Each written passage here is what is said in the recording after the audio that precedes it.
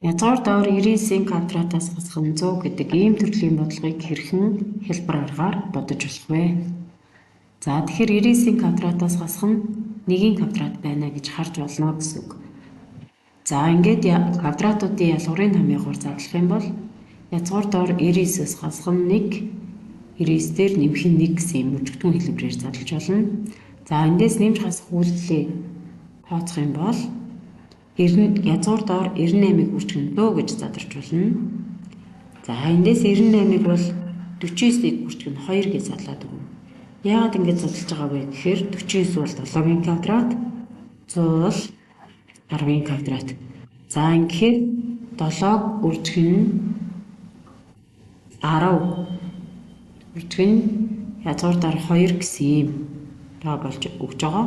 Ингээ эцсийн хариу бол 70-ыг үржигнэ язгуур доор 2 болно.